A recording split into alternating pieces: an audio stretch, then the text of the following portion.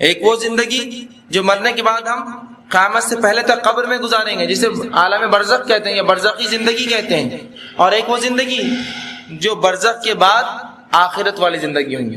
تو وہ زندگیوں کے مرحلے تین ہیں، اور یاد رکھیے اسلام کا معاملہ عجیب ہے۔ اسلام میں ہر موت کے بعد ایک زندگی شروع ہو جاتی ہے، ہر موت ایک زندگی کو جنم دیتی ہے کہ ہم مردہ تھے، زندگی کو جنم دیا، اس کے بعد پھر مریں گے، پھر ایک زندگی ہوں گی، ختم نہیں ہوں گے۔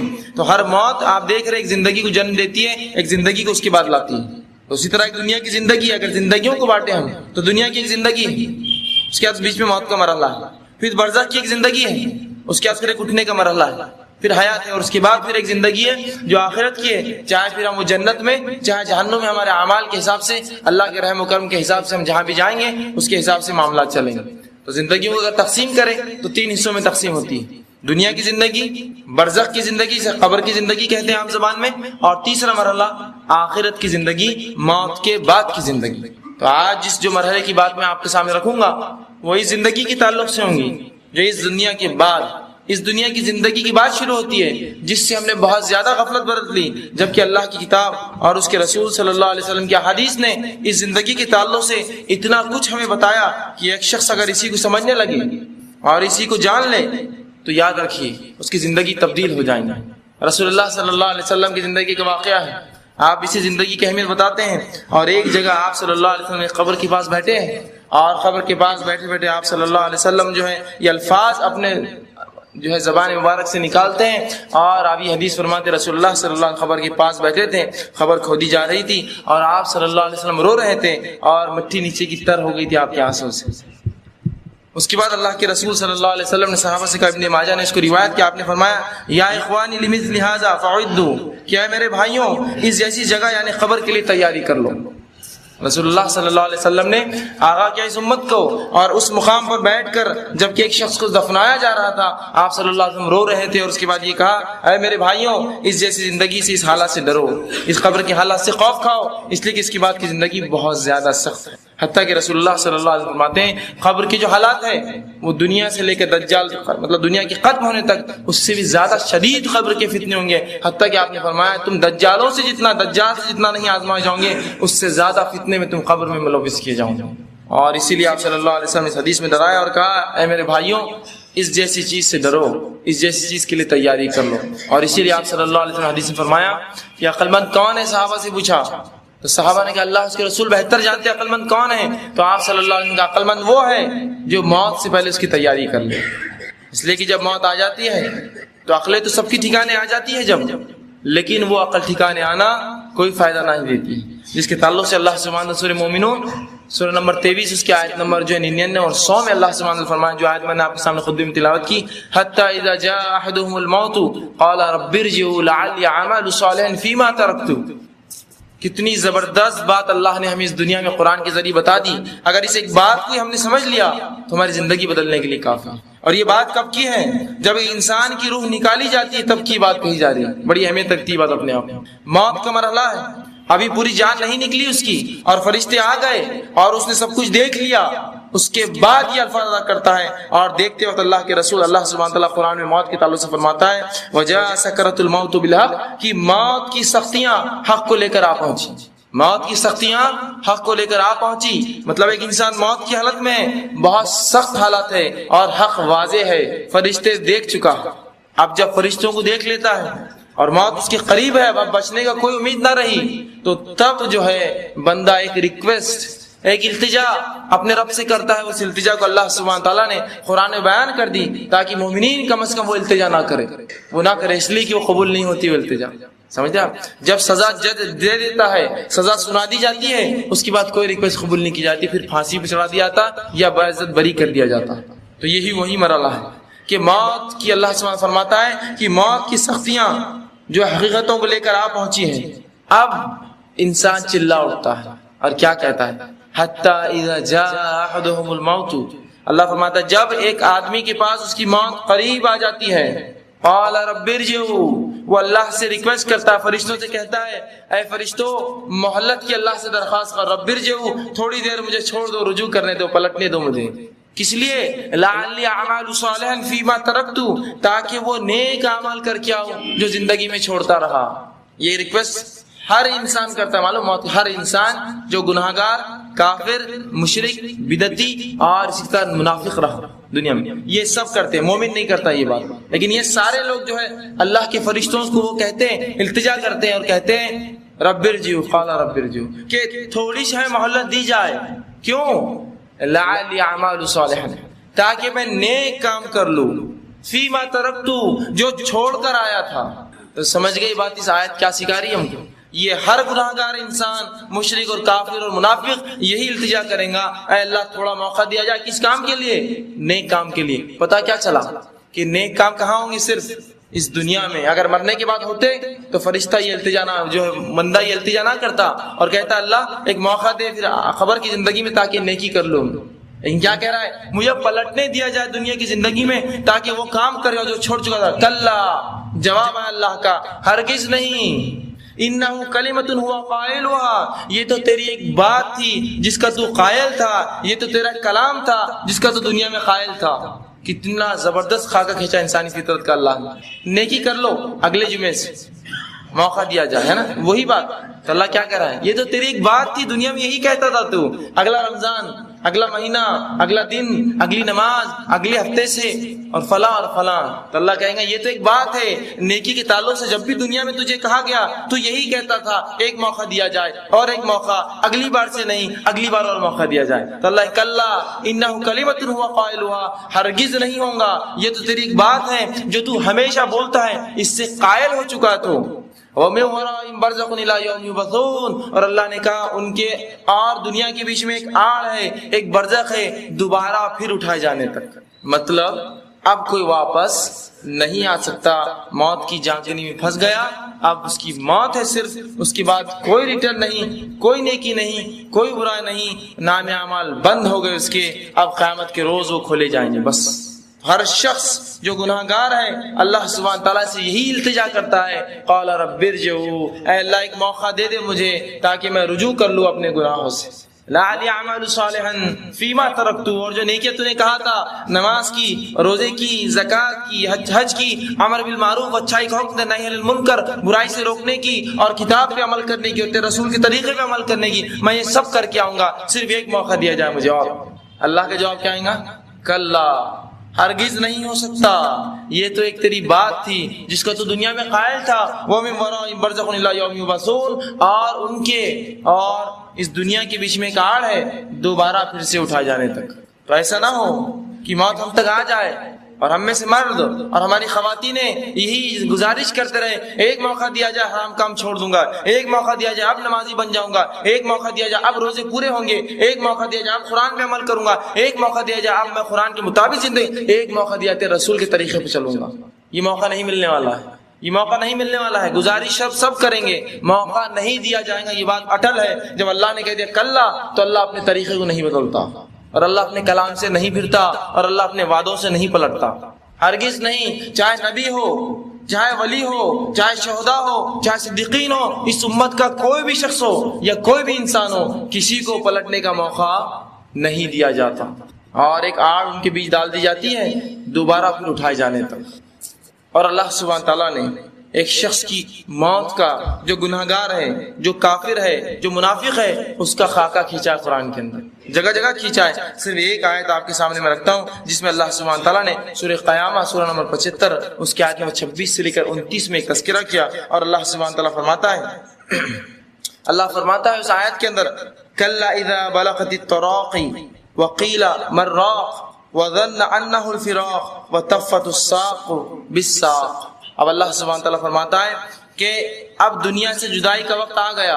ایک انسان جب مرتا ہے تو اللہ فرماتا ہے کہ اس کی اب دنیا سے جدائی کا وقت آ گیا ہے. اس وقت پنڈلی سے پنڈلی جو انسان ساتھ ملا کر جو اپنے رگڑتا ہے، مطلب جب موت کا وقت آ گیا تو اس کی بہت زیادہ جو ہے سختیاں ہیں کہ ایک انسان اس کی جو تکلیف میں تڑپتا ہے. اسی طرح اللہ سبحانہ تعالیٰ قرآن کے اندر ان لوگوں کا بھی تذکرہ کرتا ہے جو لوگ موت کے وقت ان کو موت آ جاتی ہے لیکن وہ نیک اعمال اس سے پہلے نہیں کرتے. اس کے تعلق سے اللہ فرماتا ہے اپنے نبی صلی اللہ علیہ وسلم کو کہ اللہ فرماتا ہے قرآن کے اندر جو سورہ انعام سورہ نمبر 6 اور آیت نمبر 93 اللہ فرماتا ہے وَلَوْ تَرَى إِذِ الظَّالِمُونَ فِي غَمَرَاتِ الْمَوْتِ وَالْمَلَائِكَةُ بَاسِطُو أَيْدِيهِمْ اخرجوا أنفسكم اليوم تجزون عذاب الحون بما كنتم تقولون على الله غير الحق وَكُنْتُمْ عَنْ آيَاتِهِ تَسْتَكْبِرُونَ۔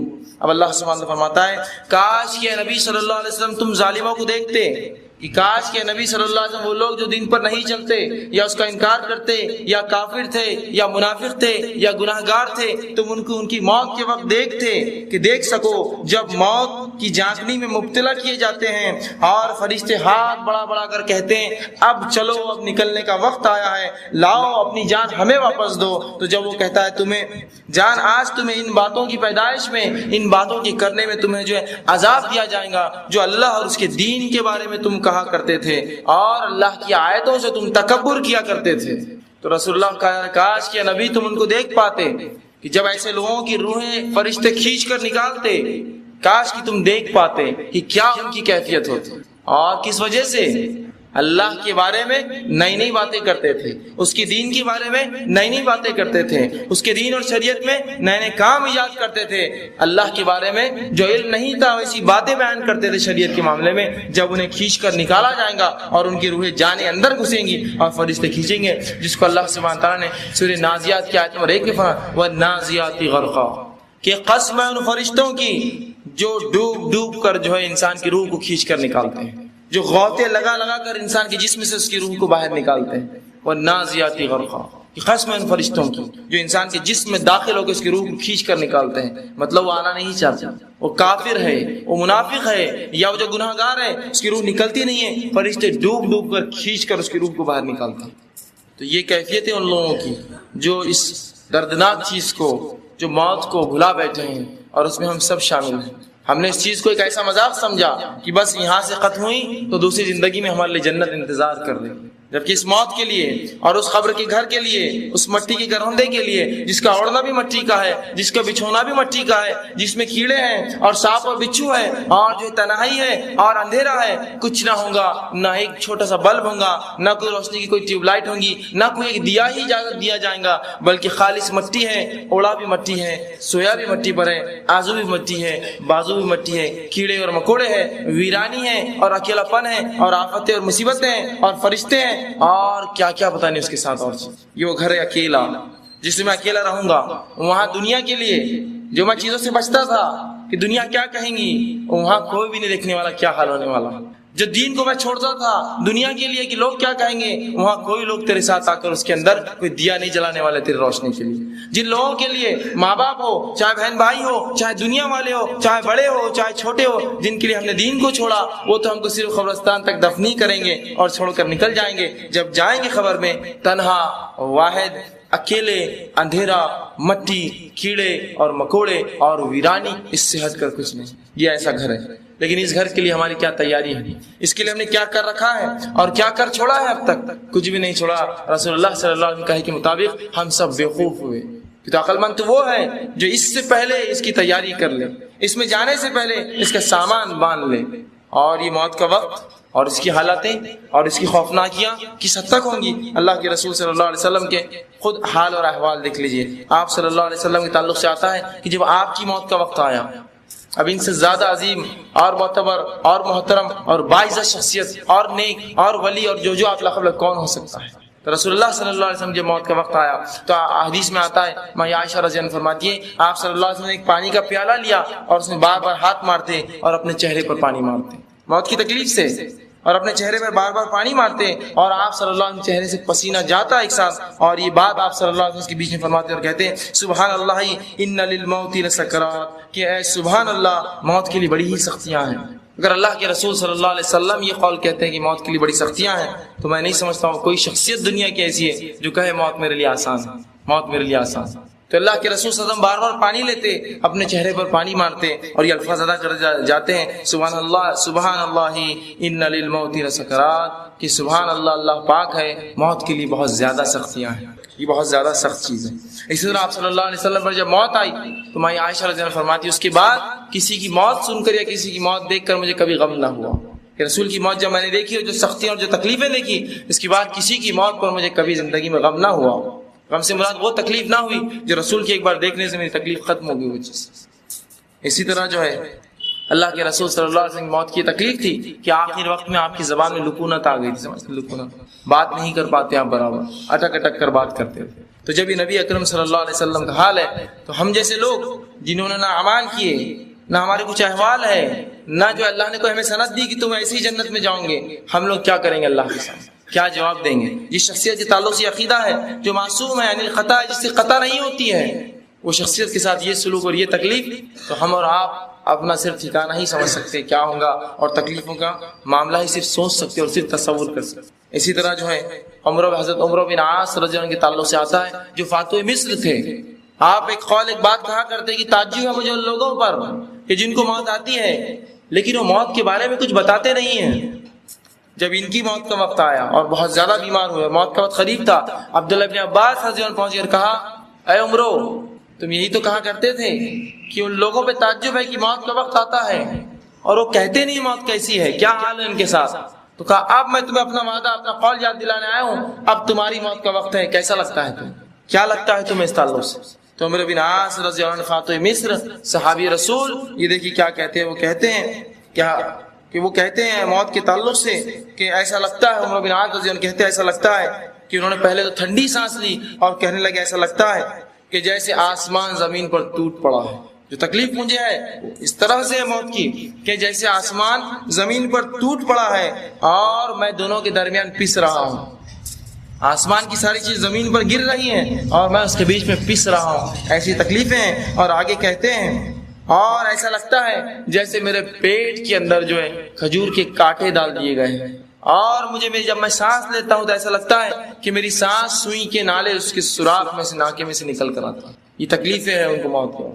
اسی طرح دوسرے ایک صحابی حضرت شداد بن اوس رضی اللہ عنہ وہ کہتے تھے اور یہ بات وہ ہمیشہ کہتے ہیں اور کہتے ہیں کہ موت کا جو وقت ہے یہ اتنا المناک ہے کہ دنیا اور آخرت کی تمام ہولناکیوں میں سب سے سخت مرحلہ یہ موت کا مرحلہ ہے۔ دنیا اور آخرت کی ہولناکیوں میں سب سے خطرناک مرحلہ یہ مرحلہ ہے جب انسان کو ایک موت آتی ہے اس کی۔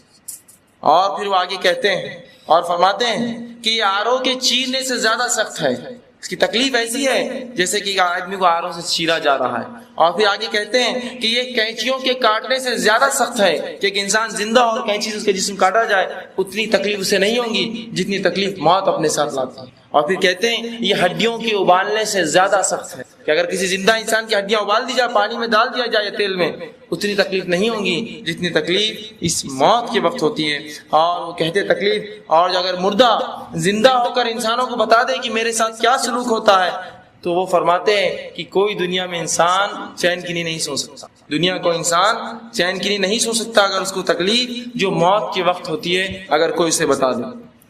تو یہ ہے وہ موت اور یہ ہے اس کے حالات۔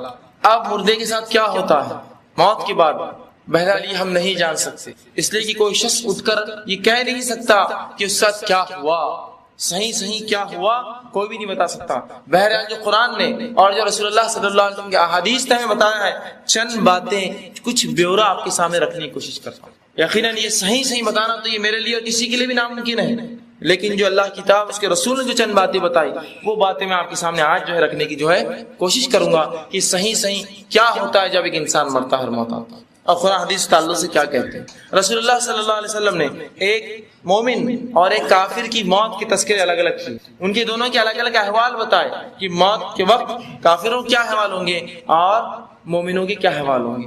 بہرحال بہت زیادہ کثرت سے حدیثیں آتی ہیں، میں مختصر سی احادیث کو دو حصوں میں تقسیم کر کے اس کا مفہوم رکھنے کی آپ کے سامنے کوشش کروں کہ جو ہے نیکوکاروں کے ساتھ کیا ہوتا ہے اور بدکاروں کے ساتھ موت سے لے کر بعد میں برزخ کی زندگی میں کیا ہوتا ہے۔ آئیے پہلے دیکھیے نیکوکاروں کے ساتھ کیا ہوتا ہے۔ اللہ کے رسول صلی اللہ علیہ وسلم حدیث کا مفہوم رکھ رہا ہوں، الگ الگ حدیث کا مجموعہ ہے، بعد میں جو حوالے دیکھنا چاہے مجھ سے دیکھ سکتا ہے۔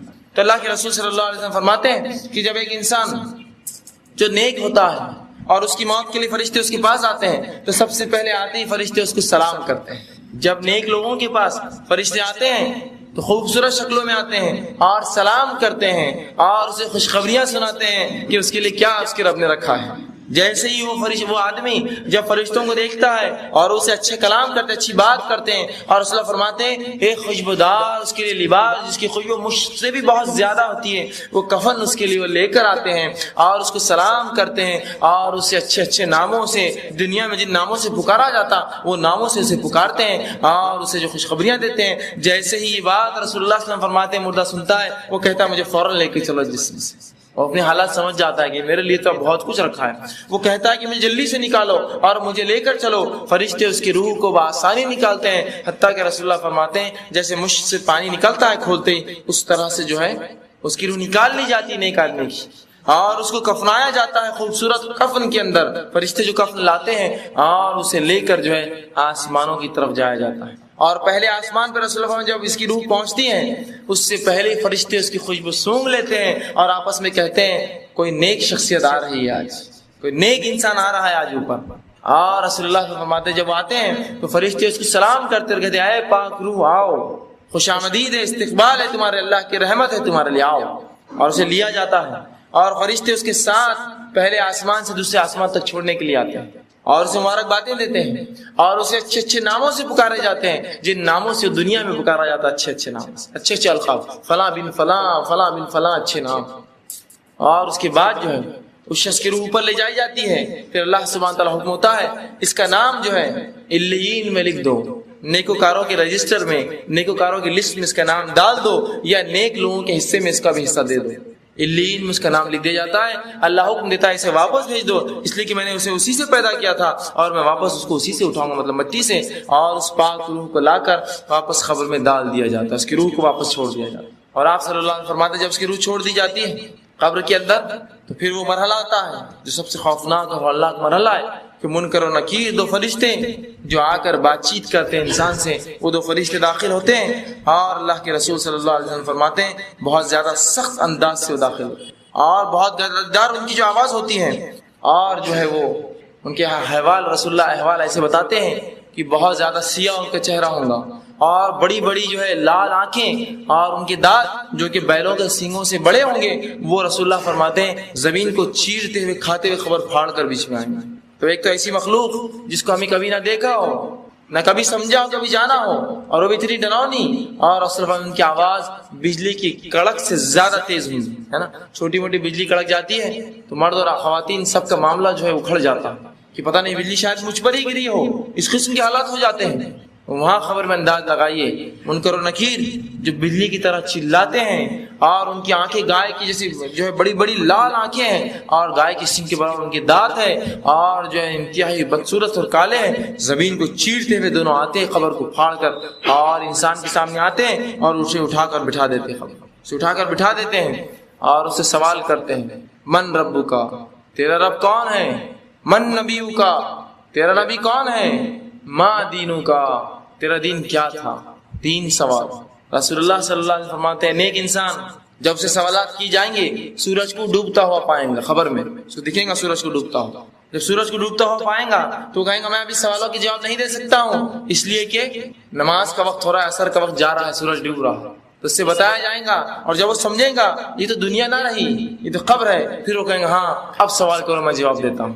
دیکھیے نمازی کی فضیلت، خبروں میں تسکین ہے، سکون اور اطمینان سے رسول اللہ فرماتے ہیں مومن لوگ بیٹھے ہوں گے حتیٰ کہ سورج غروب ہوتے ہوئے دکھایا جائے گا، اور ان کی صفت جو زندگی بھر نماز پڑھتے رہے، کہیں گے فرشتوں سے ایک منٹ رک جاؤ، عصر کا وقت جا رہا ہے میں نماز پڑھ لوں، لیکن جب ہوش آئیں گا کہ یہ دنیا نہ رہی یہ تو قبر ہے تو پھر خاموش بیٹھ جائیں، کہیں گے اب سوال کرو، مطلب قبر میں اب کوئی عبادت نہ رہی کسی کی، وہ دنیا میں تھی ساری عبادت، کہیں گے ہاں آپ سوال کرو، اور منکر نکیر تین سوالات کریں گے، صرف تین سوالات، دنیا کے تین سوالات، قبر کے تین سوالات، تمام آگے کی زندگی پر اثر ڈالنے والے، صرف تین سوالات، بڑے اہم سوالات۔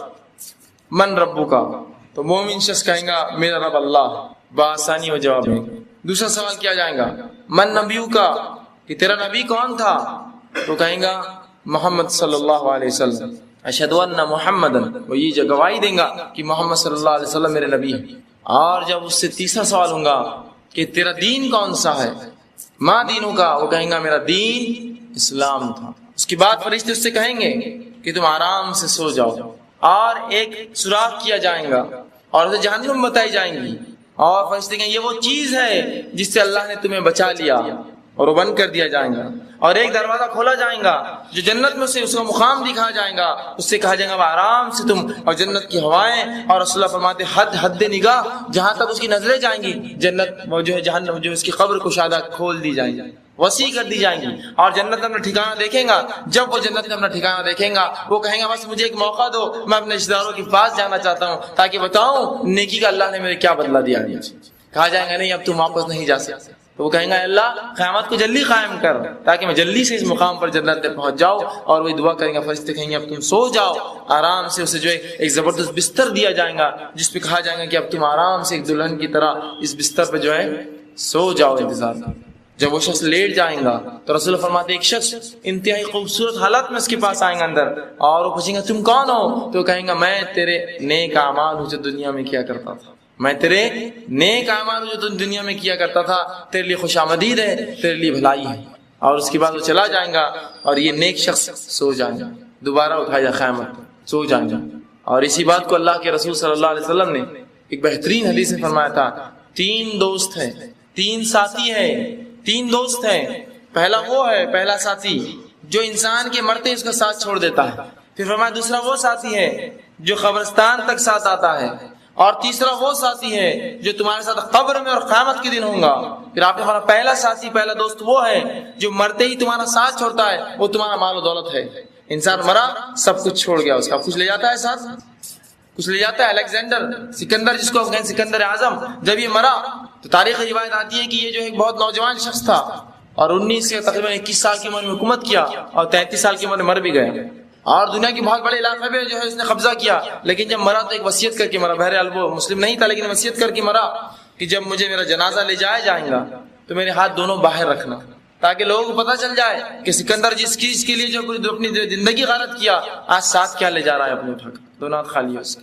تو اس میں فرماتے مال خلاص، آدمی مرا مال وہیں رہا، حتیٰ کہ اگر ہاتھ میں ایک چھوٹی سی 80 یا 20 یا 30 روپے کی چاندی کی انگوٹھی ہوں گی کھینچ کر نکالی جائیں گی، اس کی انگلی بھی ٹوٹ گئی تو کوئی پرواہ نہیں، وہ مال نہیں جائیں گا اس کے ساتھ، لیکن ادنا سا مال ہے۔ کوئی بولتا ہے چاندی کی انگوٹھی جانے دو، چھوڑ دو، اس کو کیا کرنا، وہ بھی نکالی جاتی ہے۔ ایک تن کا اور ذرہ مال کا نہیں جاتا ہے، حتیٰ کہ خبر میں گراتے ہوتا ہے کچھ مال گر جائے وہ بھی اٹھا کے نکالا، رکیے ایک منٹ، اٹھا لیا جاتا ہے۔ مال کا ایک تن کا ساتھ ایک روپیہ ایک پیسہ نہیں جاتا ہے، جس کے لیے ہم سب کچھ کر گزرتے ہیں وہ تو سب سے پہلے ساتھ چھوڑ دیتا ہے۔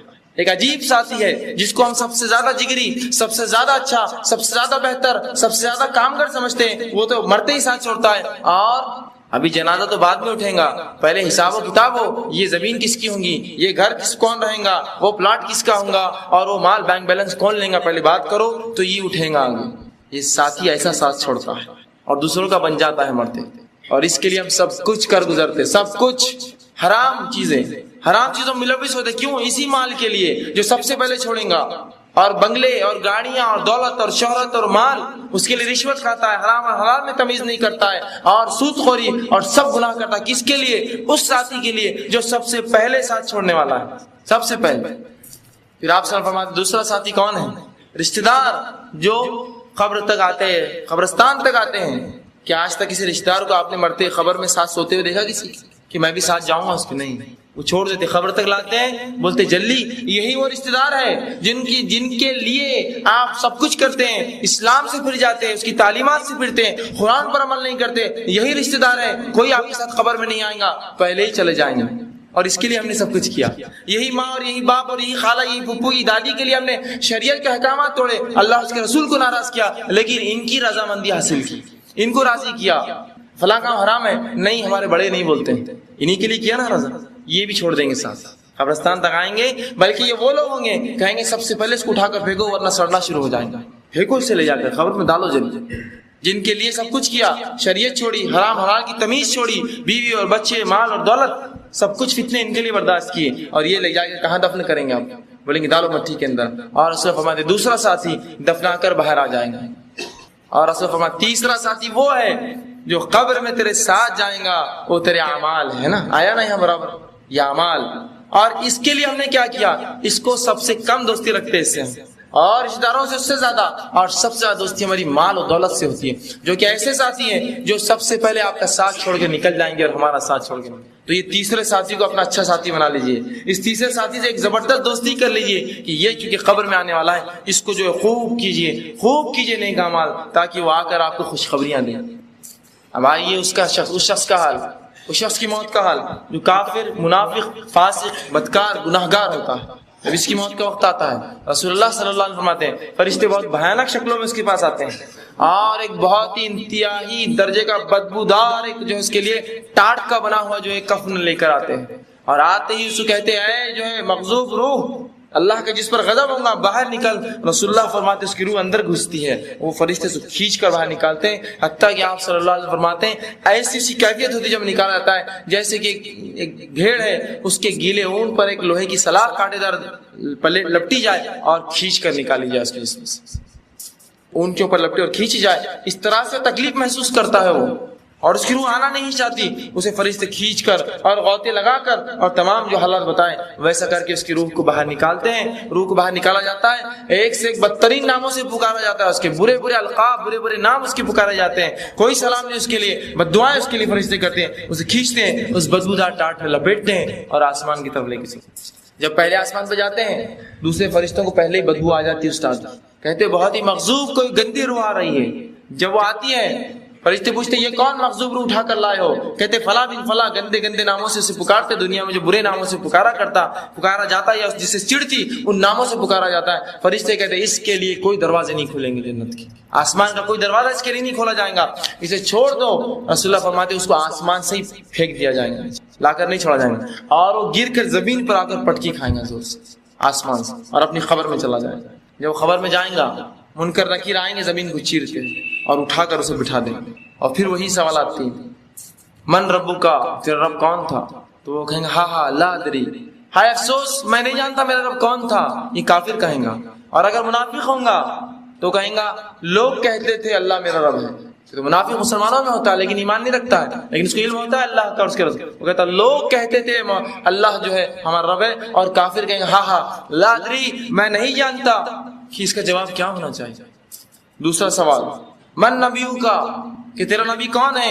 یہ ایک روایت میں آتا ہے کہ رسول اللہ صلی اللہ علیہ وسلم اس کے سامنے پیش کی جائے، شخصیت پیش کی جائیں گی اور پوچھیں گے من ھذا الرجل، یہ انسان کون ہے؟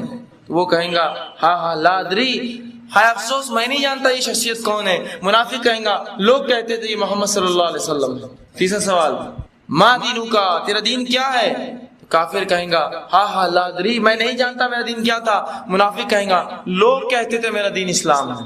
اس کے بعد اللہ کے رسول فرماتے ایک سوراخ کیا جائے گا قبر میں، اور اسے وہ ٹھکانہ، وہ جنت بتائی جائیں گی، اور کہا جائے گا یہ وہ چیز ہے جس سے تو محروم رہا، وہ بند کیے جائیں گا. اور جہنم کی کھڑکی کھولی جائیں گی جس میں اپنا ٹھکانہ اور اس کی آنکھ کی لپیٹیں محسوس کریں گا، اور آنکھ کا بستر ڈالا جائے گا، آنکھ کا لباس پہنا جائے گا، اور کہا جائے گا اب یہیں رہو. وہ کیا کہیں گے اللہ سے؟ کہیں گے اللہ قیامت تو کبھی قائم نہ کرنا. تو جب خبر میں یہ حالات ہے تو قیامت میں کیا ہوگا؟ تو کہیں گے اللہ قیامت تو کبھی قائم مت کرنا مجھ پر. اور جب وہ لیٹ جائیں گا تو ایک انتہائی بری شکل میں ایک شخص آئے گا، پوچھیں گا تم کون ہو؟ وہ کہیں گا میں تیرے برے اعمال ہوں، میں تیرے برے اعمال ہوں جو دنیا میں تو کیا کرتا تھا. اور وہ شخص افسوس کریں گا. بہرحال اس کا کوئی معاملہ نہیں، جہنم کی کھڑکی جو اس کا جو ٹھکانہ ہوں گی کھول دی جائیں گی. وہ آنکھ کے بستر پر، آنکھ کے لباس میں آنکھ کی تکلیف محسوس کریں گا. خبر اس کی چھوٹی کر دی جائیں گی حتیٰ کہ آخر میں اس کی پھسلیوں میں پھسلیاں دھس جائیں گی، اور خبر اس کو دباتی رہیں گی، اور وہ قیامت تک یہی سلوک کریں گے. اور جنتی کے لیے جو ہے نیکوکار کے لیے وسیع اس کی نظروں تک وسعت پا جائے. یہ تھا مختصر سے حالات قبر میں جو ہوں گے. اب اس کے بعد کیا ہوگا؟ اس کے بعد کیا ہوگا؟ تو آئیے وہ تھوڑے 3 سوالات پھر سے ایک بار دیکھ لیتے. جب 3 سوالات کی بات آتی ہے کہ من ربو کا، جواب آسان ہے، ربی اللہ، اللہ میرا رب ہے، آسان. من نبیو کا، تیرا نبی کون ہے؟ بہت آسان، نبی محمد صلی اللہ علیہ وسلم. نبی ہونا محمد صلی اللہ، میرے نبی محمد صلی اللہ علیہ وسلم تھے. اور ما دینوں کا، تیرا دین کیا ہے؟ میرا دین اسلام تھا. آپ کہیں گے صرف ایک لفظ، 2 لفظ، 3 لفظ؟ یہ تو میں بالکل بآسانی دے سکتا ہوں 3 لفظ. کیا مشکل ہے؟ دنیا میں کیا آسان نہیں ہے بولنا اللہ، محمد اور دین اسلام؟ کیا مشکل ہے 3 لفظ؟ لیکن یہ ایسا آسان نہ ہوگا جتنا ہم سوچ رہے ہیں، ایسا آسان نہ ہوگا. اندازہ لگائیے قبر کی تاریکی، اس کا اندھیرا، اس کا اکیلا پن، اس میں فرشتے ہیں جو اتنی خطرناک مخلوق داخل ہوں گی، اس میں وہ فرشتے بھی ہوں گے جو گزے لے کر اور سزا کے اور جزا کے، اچھائی اور برائی دونوں کے فرشتے کھڑے ہوں گے. برا ہوگا تو اس کو جو ہے سزا دی جائے، اچھا ہوگا تو جنت کے اس کو حوالے بتائیں.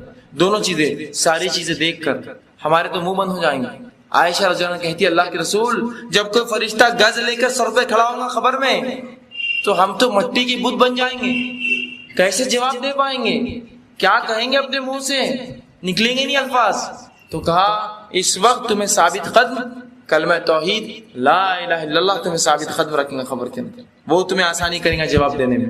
اور کئی صحابہ سے معاملات ہیں کہ انہوں نے کہا اللہ کے رسول ایک خطرناک مخلوق، قبر کی اکیلا پن اور اس میں یہ سوالات، ہم کیا کریں؟ کیسے جواب دیں گے؟ تو اللہ کے رسول صلی اللہ علیہ وسلم فرماتے ہیں اللہ تمہاری مدد کرے گا اور وہ کلمہ طیبہ ہوگا جو تمہیں آسانی کرے گا. اندازہ لگائی قبر کی حالات اور اس پر سوال من ربکا، تیرا رب کون ہے؟ اس کا جواب وہی دے پائیں گا.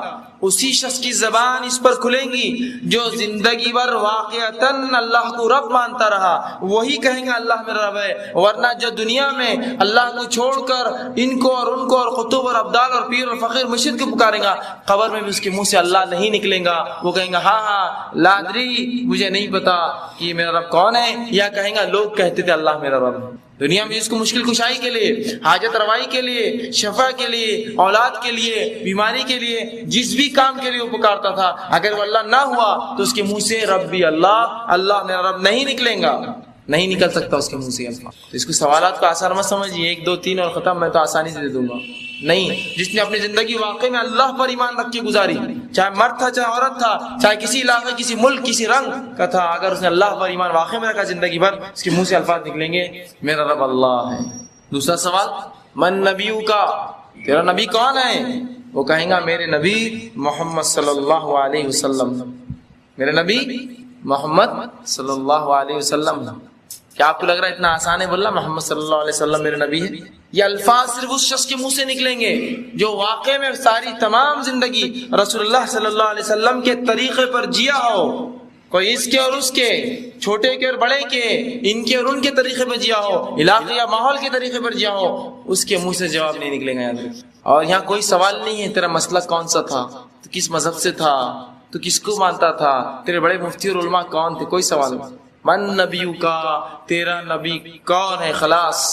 اور اس کے منہ سے یہ الفاظ نہیں کہ میرے نبی محمد صلی اللہ علیہ وسلم ہے جو تمام زندگی آپ کے طریقے پر چلا ہو. اس کا اٹھنا اور اس کا بیٹھنا، اس کا چلنا اور اس کا پھرنا، اس کا کھانا اور اس کا پینا، اس کی پیدائش اور اس کی شادی، اس کا نکاح اور اس کی موت اس پر ہوئی ہو کہ محمد صلی اللہ علیہ وسلم کے طریقے پر چلاؤ. وہی کہہ سکیں گے اللہ کے رسول محمد صلی اللہ علیہ وسلم میرے نبی ہے. ورنہ منہ نہیں کھلیں گا، ان کے اور ان کے نام لیں گا یا ہاں ہاں لا ادری، ہائے افسوس میں نہیں جانتا میرا نبی کون ہے. آسان مت سمجھیے کہ رسول کے طریقے چھوڑ کر زندگی کسی اور کے طریقے پہ گزارے. اور اس حد تک ہم نے معاملہ بگاڑ لیا ہے کہ آج اپنا نام مسلمان بھی نہیں کہتے. ہم آپ کون ہیں تو میں فلاں ہوں، وہ نام سے آپ کون ہیں تو میں فلاں ہوں، مسلمان بھی نہیں کہتے ہیں. بلکہ اگر مسلمان ہیں تو بولتے ہیں مسلمان میں کون ہے آپ. اور پوچھ لے کہ ہم تو مسلمان ہیں، مسلمان میں کون ہے آپ. اس سے ہٹ کر کوئی سوال ہونے والا ہے مجھ سے کہ میں کون ہوں، کس اس سے تعلق رکھتا؟ سوال تو تین ہی ہے. من نبیوں کا دوسرا سوال. تو یاد رکھیے کہ رسول اللہ صلی اللہ علیہ وسلم کے طریقے پر تمام زندگی چلا، جس کی پیدائش، جس کے نکاح، جن کی موتیں اس طریقے پر ہوئی، جن کا سونا اور جن کا جاگنا، جن کا کھانا اور جن کا پینا، جن کا چلنا اور اٹھنا اور بیٹھنا محمد صلی اللہ علیہ وسلم کے طریقے پر رہا، وہی جواب دیں گا. ورنہ منہ بند اس کا، اس کے منہ سے الفاظ نہیں. اور تیسرا سوال ما دینوں کا، تیرا دین کیا ہے؟ مومن کہیں گا میرا دین اسلام ہے. اور دین کیا ہوتا ہے؟ دین زندگی جینے کے طریقے کہتے. دین زندگی جینے کا طریقہ ہے، جس طریقے پر ہم جیے وہ ہمارا دین ہوا. اب اگر ہم یہودیوں کے طریقے پر جیے اور نصرانی اور عیسائیوں کے اور ہندو اور بدھوں کے طریقے پر جیے، دنیا میں اسلام کیا تھا ہمیں علم ہی نہیں تھا، نہ اس کو شریعت مانا، نہ اس کی کتاب پڑھی اللہ کی، نہ اس نے کیا احکامات دیے، نہ اس کے حلال کو حلال جانا، نہ اس کے حرام کو حرام جانا، نہ اس کی بتائی ہوئی چیزوں پر عمل کیا، تو کیا دین کہہ سکیں گے ہم؟ دین دیکھیے، یاد رکھیے، دین وہ چیز ہے جس طریقے پہ ہم دنیا میں زندگی بسر کرتے ہیں. اگر وہ اسلام نہ تھا تو منہ سے اسلام نہیں نکلیں گے، اور اگر اسلام تھا تو منہ سے نکلیں گا میرا دین اسلام ہے. سوالات دکھنے کو آسان ہیں لیکن اتنے جامع ہیں، اتنے زبردست ہیں کہ جو ان تینوں پر عمل کرتا رہا اسی کے منہ سے الفاظ نکلیں گے، ورنہ منہ بند اس کو. آئیے اس کے بعد کیا ہوں. اللہ کے رسول صلی اللہ علیہ وسلم نے احمد نے اس واقعے کو روایت کیا مسند احمد میں، اور ابو داؤد میں جو ہے اس کو ابو داؤد نے جو اپنی کتاب میں روایت کیا، جب تینوں سوال کے جواب ایک انسان دے دیں گا، تینوں سوال کے جواب مومن دے دیں گا، تو فرشتے مومن سے پوچھیں گے کیسے پتہ چلے یہ جواب تم کو؟ یاد رکھیے سوال نہیں ہے چوتھا، یہ سوال رہے گا کہ کیسے معلوم ہے تم کو یہ تینوں سوالوں کا جواب؟ فرشتے پوچھیں گے اس سے تمہیں کیسے پتا چلا کہ یہ جو ہے اللہ تمہارا رب ہے، محمد صلی اللہ علیہ وسلم تمہارا دین ہے، محمد صلی اللہ علیہ وسلم تمہارا نبی اور اسلام تمہارا دین ہے؟ تو وہ جواب دیں گا کون؟ مومن، اور کہیں گا قرأت کتاب اللہ آمنت بہ وتصدق، کہ میں ایمان لایا تھا یا میں نے پڑھی اللہ کی کتاب، قرأت کتاب اللہ، میں نے اللہ کی کتاب پڑھی ہے، آمنت بہ، ایمان لایا تھا اس پر، اور میں نے اس کی تصدیق بھی کی تھی کہ یہاں حق ہے۔ کیا کہیں گا مومن؟ میں نے کیا، کیسے مجھے جوابات کیسے ملے مجھے یہ تینوں سوال کے جوابات؟ پہلا کتاب پڑھا میں نے اللہ کی تو پتا چلا ان تینوں سوالوں کے جواب کہاں ہیں؟ کہاں ان تینوں سوالوں کے جواب چھپے ہوئے؟ قرآن میں۔ اب اندازہ لگائیے جس کو قرآن پڑھنا ہی نہیں آتا، واللہ اب کیا جواب دیں گا اپنے رب کو کہ اللہ وہ کلام جو تیرا آیا تھا مجھے تو وقت ہی نصیب نہ ہوا کہ میں کبھی پڑھ سکا اس کو آج تک، اور مجھے یہ اور وہ ایسی ویسی دنیا کی کتابوں نے ہی لگا رکھا اپنے پیچھے، میں تو کبھی نہ پڑھ سکا تیری کتاب، تو کیا بچ پائیں گا وہ شخص؟ اسی کے تعلق سے اس کی اگلی نشست جو یہی درس قرآن کی اہمیت، قرآن کیا ہے، اس کی اہمیت کیا ہے۔ تو مومن کیا کہیں گا؟ قرأت کتاب اللہ، میں نے اللہ کی کتاب پڑھی تھی، ایمان لایا تھا، تصدیق کی تھی۔ تو اب انداز لگا لیا، اپنے ایمان کا سب جائزہ لے لے کہ اللہ کی کتاب میں پڑھ سکتا ہوں، اگر نہیں تو کل ہی سے سیکھنا شروع کیجئے، ورنہ موت آ جائیں گی تو جواب دینا پڑے گا مجھے تو معلوم ہی نہیں تھا اللہ کی کتاب کیا ہے، نہ مجھے سوالات کے جوابات ہیں۔ اور جب میں پڑھنے کے بارے میں کہہ رہا ہوں نا تو یہ صرف دیکھ کر پڑھنا نہیں ہے اس میں کافی، یہ بھی ایک عبادت ہے، لیکن اس کو سمجھنا کہ وہ کیا تقاضے اس کے۔ اور آج اللہ کی کتاب سے لوگوں کو ایسا دور رکھا جاتا ہے، حتیٰ کہ یہ قول بھی ذلیل لوگ اپنے منہ سے کیسے نکالتے ہیں کہ قرآن پڑھنے سے گمراہ ہو جاؤں، بدترین قول، گمراہ کن قول ایک دم اپنے منہ سے۔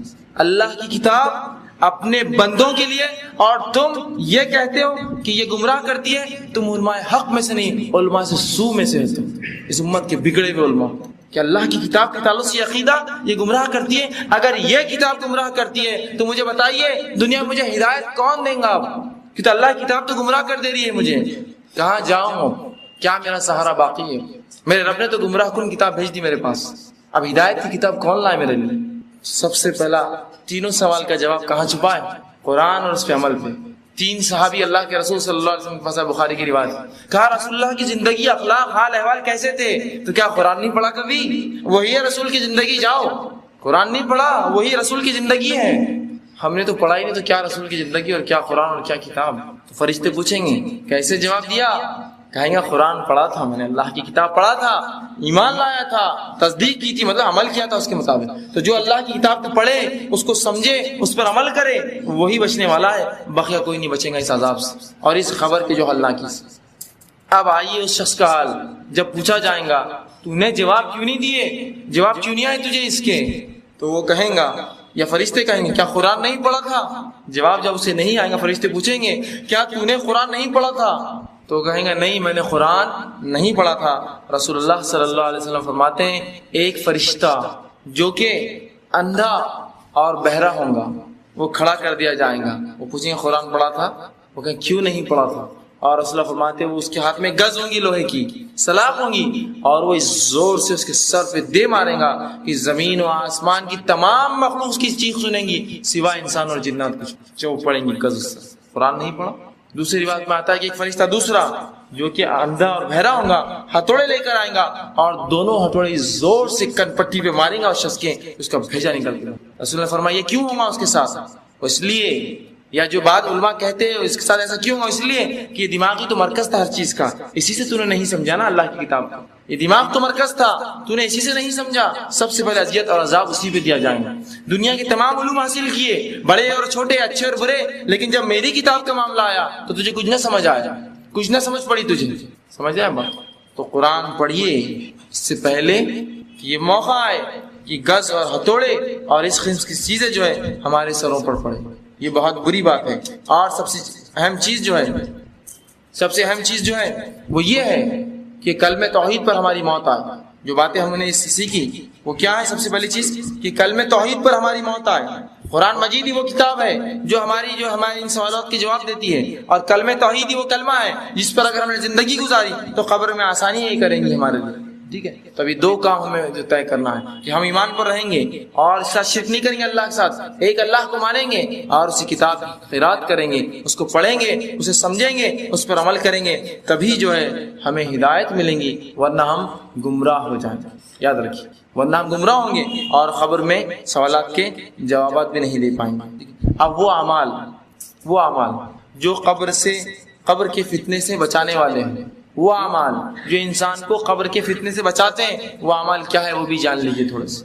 اللہ کے رسول صلی اللہ علیہ وسلم فرماتے ہیں وہ اعمال جو قبر کے فتنے سے انسان کو نجات دلائیں گے وہ ہے جو ارشاد نبوی ہے کہ اللہ کی راہ میں جان دینا، یہ عذاب قبر سے جو انسان کو مستثنا کر دیتا. ایک شخص اللہ کی راہ میں شہید ہوا، اسے عذاب قبر نہیں ہوتا، یقیناً اس کا حساب کتاب ہوگا قیامت دن، لیکن عذاب قبر اسے نہیں ہے. اس طرح آپ صلی اللہ علیہ وسلم فرماتے ہیں کہ ایک ایسا شخص جو اسلامی مملکت، اسلامی حکومت کی ریاستوں کی سرحد کی جو ہے نگرانی کرتا تھا، ایسا شخص بھی ہے جس کو جو ہے اللہ کے رسول فرماتے ہیں اس کو بھی جو ہے قبر کا عذاب نہیں ہے، یہ بھی مستبد جائیں گا. تیسرا رسول اللہ فرماتے ہیں سورہ ملک کو جو شخص بکثرت پڑھے گا تو وہ شخص بھی جو ہے فتنہ قبر ملوث نہیں ہوں گا، عذاب قبر اس پہ نہیں ہوں گا. اور آپ صلی اللہ علیہ وسلم کے تعلق سے آتا ہے آپ ہر رات سونے سے پہلے اس کی تلاوت کرتے تھے. لیکن یاد رکھیے جب میں یہ ساری باتیں بتا رہا ہوں، شہادت اور اس کے بعد جو ہے مراقبہ یا اسلامی فوج کی جو مسلمانوں کی حکومتوں کی جو ہے حفاظت کرنا، یہ تمام چیزیں کب جہنم کی فتنہ قبر کے عذاب سے بچائیں گی؟ جب توحید اور قرآن پڑھا ہوگا. یہ شرط سے پہلے اگر مشرک تھا اور کتنے ہی حفاظت کی اور کتنے ہی سورہ ملک پڑھ ڈالے، ثواب ملے گا اس کو؟ کچھ بھی نہیں ملے گا. اس لیے کہ جو اصل ہے وہ توحید ہے اور اصل جو ہے وہ اللہ کی کتاب. اس کے بعد یہ ساری چیزیں یاد رکھیں. تیسری چوتھی چیز رسول اللہ صلی اللہ علیہ وسلم فرماتے ہیں تلاوت قرآن مجید، جو قرآن مجید بھی جو عذاب قبر سے محفوظ رکھیں گے. جو شخص قرآن مجید پڑھیں گا وہ عمل بھی اس کو عذاب قبر سے محفوظ ہے. اسی طرح فرماتے ہیں پانچویں چیز مسجد کی طرف اٹھنے والے قدم، کہ جو شخص مسجد کی طرف بڑھے گا، رسول اللہ فرماتے ہیں مسجد کی طرف چلنے والے قدم جو ہے ان کو بھی اللہ سبحانہ تعالیٰ قبر کے عذاب سے، قبر کے فتنے سے بچائیں گا. مسجد کی طرف اٹھنے والے قدم مطلب کیا؟ جو نمازوں کو جاتے ہیں 5.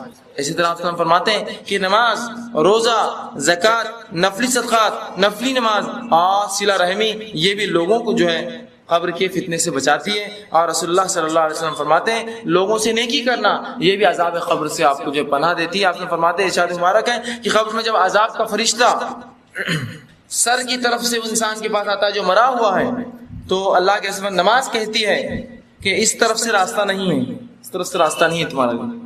اور جب اللہ کے رسول فرماتے ہیں کہ وہ جو ہے وہ شخص جو ہے عذاب کا فرشتہ جو ہے وہ پاؤں کی طرف سے آتا ہے، تو اللہ کے رسول صلی اللہ علیہ وسلم فرماتے ہیں کہ اسے جو ہے پاؤں کی طرف سے جب فرشتہ آتا ہے تو اسے کہا جاتا ہے، تو زکوٰۃ اس کا روزہ کہتا ہے یہاں سے بھی جو ہے جگہ نہیں جانے کی. اور جب دائیں اور بائیں سے آتا ہے تو اس کی جو ہے نفلی صدقات، اور وہ کہتے ہیں یہاں سے بھی تمہارے لیے جگہ نہیں جانے کی، یہاں سے تم نہیں جا سکتے. تو یہ سارے عمل بچائیں گے. اسی طرح آپ صلی اللہ علیہ وسلم ایک اور روایت میں فرماتے ہیں کہ 2 اور چیزیں ہیں کہ جمعہ کے دن یا جمعہ کی رات مرنا یہ بھی عذاب قبر سے مستثنا ہے. بہرحال حساب و کتاب قیامت دن ہوگا، اس سے مستثنا نہیں ہے، اس سے چھوٹ نہیں ہے، صرف عذاب قبر سے، اس کی فتنے سے چھوٹ ہوگی. اور اسی طرح آپ فرماتے ہیں پیٹ کی بیماری سے جو شخص مرے یہ بھی عذاب قبر سے، عذاب قبر کے فتنے سے بچ جائے گا. بہرحال یہ دونوں حالتیں انسان کے اختیار میں نہیں ہیں. جمعہ کے دن مرنا بھی اس کے اختیار میں نہیں ہے اور پیٹ کی بیماری سے مرنا اختیار. لیکن جو اختیار میں وہ کیا ہے؟ وہ عمل رکھ دی شہادت، اسلامی فوج، اسلامی لشکر کی یا حکومتوں کی پہرے داری کرنا، سورہ ملک بکثرت تلاوت کرنا اور خاص طور سے سوتے وقت، اسی طرح جو تلاوت قرآن مجید، اسی طرح جو مسجد کو جانا 5، اسی طرح نماز، روزہ، نفلی روزہ اور نفلی جو ہے نماز، اور صلہ رحمی رشتوں کو جوڑنا اور انسانوں کے ساتھ اچھا سلوک کرنا، یہ ہمارے بس میں ہے. اور یہ 2 چیزیں جو اور آتی ہیں 13 اور 14، 12 تو یہ ہے وہ ہمارے بس میں نہیں ہے، وہ اللہ کے اختیار میں ہے. کون کس دن مرے گا، جمعہ ہو یا ہفتہ ہو یا اتوار یا پیر، بہرحال وہ ہے. تو یہ چیزیں تھی چند چیزیں جو انسان کو جو ہے قبر کے عذاب سے جو ہے یا قبر کے فتنے سے جو ہے محفوظ رکھیں گی. لیکن آج ہم دیکھتے ہیں اس کے معاملے میں اتنے بدعقیدے ہم نے گڑھ لیے اور ایسی ایسی باتیں کر لی کہ آج قبر کا عذاب بھی ہمیں ڈراتا نہیں ہے، بلکہ قبر کا عذاب جب سنتے ہیں تو اس کو ہم مذاق سمجھتے ہیں. ہاں ہوگا، دیکھا جائے گا، یا جب ہوگا جب دیکھا جائے گا، ابھی سے کیا کرنا ہے. یہ قسم کے ہمارے اقوال ہیں. اور یہ دیکھا گیا لوگوں کہتے ہوئے ہم موت سے نہیں ڈرتے. موت کو جانا ہی نہیں تو کیا معلوم کہ اس کا ڈر کیا ہوتا ہے. جب موت کی سختیاں جان رہے ہیں تو جب سمجھ میں موت سے ڈر ہونا چاہیے. ابو ہریرہ رضی اللہ عنہ کے تعلق سن لیجیے، آپ کی موت کا وقت آیا تو رونے لگے. لوگوں نے کہا ابو ہریرہ کیا دنیا چھوڑنے کا غم ہے تمہیں؟ تو کہا نہیں، دنیا چھوڑنے کا غم نہیں ہے، لیکن راستہ بہت لمبا ہے اور زاد راہ، راستے کا سامان بہت تھوڑا میں نے کمایا ہے. راستہ لمبا ہے اور میں نے ایک ایسے ٹیلے پر شام گزاری ہے کہ اس ٹیلے کے آگے مجھے نہیں پتا کہ میرے لیے اچھائی ہے برائی ہے یا جنت ہے یا جہنم. یہ صحابی رسول کا معاملہ. ہاں کسی نے بہت زیادہ عمل کیا تو وہ کہے کہ بھائی میں موت سے نہیں ڈرتا، لیکن بڑے بڑے صحابہ موت سے ڈرتے تھے اس لیے کہ ویسے اعمال نہیں تھے ہمارے پاس یا ان کے پاس. وہ سوچتے سمجھتے تھے، حالانکہ نیکیوں میں ہم سے بہت زیادہ آگے تھے، لیکن وہ یہ سمجھتے تھے یہ کچھ بھی نہیں ہے، یہ تو بالکل ذات راہ، سامان راہ، توشہ راہ بہت تھوڑا سا ہو گیا اور راستہ بہت لمبا گزارنا ہے. عثمان ابن عفان رضی اللہ عنہ کے تعلق سے آتا ہے کہ قبر پہ جب بھی جاتے گزرتے تو وہاں اتنا کثرت سے روتے کہ آپ کی داڑھی پوری جو ہے آنسوؤں سے تر ہو جاتی. عمر ابن خطاب رضی اللہ عنہ کے تعلق سے آتا ہے کہ قبر کے عذاب کا جب معلوم واقعہ سنتے قبر سے گزرتے تو اس طرح سے روتے کہ آپ کی آنکھوں پہ کالے حلقے پڑ گئے تھے. اس طرح ابوبکر صدیق رضی اللہ عنہ کے تعلق سے آتا ہے کہ جب قبر کے عذاب کی بات ہوتی تو یہ جو ہے رو اٹھتے، حتیٰ کہ چہرے پر نشان پڑ گیا آپ کے چہرے مبارک پر آنسوؤں کی گرنے سے. اس طرح جو ہے ایک صحابی کے سامنے جب رسول اللہ نے قبر کی فتنے اور عذاب کے بارے میں کہا تو انہوں نے کہا کاش کہ میں ایک جھاڑ ہوتا، کوئی مجھے کاٹ کر جلا دیتا، میں انسان نہ ہوتا اس لیے کہ اتنا مبتلا کیا جاؤں قبر کے عذاب. تو یہ صحابہ کا ڈر تھا اس سے. ایک صحابی کے بارے میں آتا ہے کہ ایک بار جو ہے ایک جگہ سے گزرے اور وہاں آگ جلتی دیکھی تو وہ دیکھ کر بے ہوش ہو گئے. تو یہ حالات تھے ان کے صحابہ کے کہ موت سے اس قدر وہ ڈرا کرتے. کیوں؟ تو وہ سمجھتے کہ اتنے اعمال ہمارے پاس نہیں ہے جو ہمیں جو ہے اس سے وہ کر سکے یا جو ہے ہمارے لیے آسانیاں کر سکے. تو بہرحال ہم میں سے ہر شخص کوشش کرے موت کو سب سے پہلے تو آسان چیز نہ سمجھے اور رسول اللہ کے کہے کے مطابق عقل مند بن جائے. موت سے پہلے اس کی تیاری کر لے، موت سے پہلے اس کی تیاری جو کچھ ہو سکتا ہے. اور سب سے پہلے اس کی تیاری میں کیا کریں گے؟ ہم فرض عبادتیں توحید چلیں گے، نماز پڑھیں گے، روزہ رکھیں گے، زکات دیں گے، حج کریں گے. اور توحید اصل ہے یہ سب چیزوں کی قبولیت کے لیے. تو سب سے اہم کیا ہوا؟ توحید پر چلیں گے، کلمہ طیبہ پر چلیں گے، فرض عبادتیں کریں گے، پھر سنت عبادتیں کریں گے اور نفلی عبادتوں میں اضافہ کریں گے تاکہ قبر کے عذاب سے بچے، تاکہ جو ہے